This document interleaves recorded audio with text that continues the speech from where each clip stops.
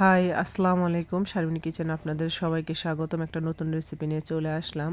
প্রথমত একটা ডিম দিয়ে নিব, তার সাথে 4টি পাকা সরবি কলা দিয়ে নিব।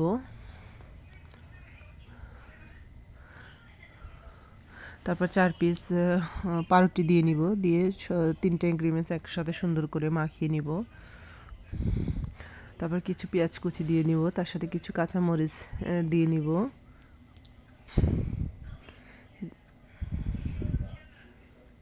দিয়ে এগুলো ভালো করে ডলে মেখে রাখা পাউরুটি, কলা এবং ওগুলোর সাথে মেখে আমি এক বাটি সুজি আগে ভেজে রেখেছিলাম, ওটা অ্যাড করে দিব এর সাথে। দিয়ে সবগুলো ইনগ্রিডিয়েন্টস একসাথে সুন্দর করে ভালো করে মেখে নিতে হবে, যেন কোনো দানাদার না থাকে। তারপর কিছু কালো তিল দিয়ে নিব।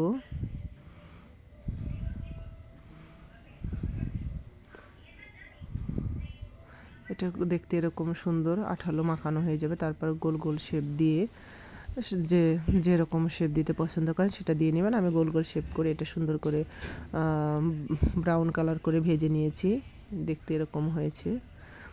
তারপর এটার উপরে সার্ভ করার আগে আপনি টমেটো এবং একটু সামান্য মধু দিয়ে দিবেন, তাহলে টেস্টটা আরও বেড়ে যাবে। আপনারা সবাই ট্রাই করবেন।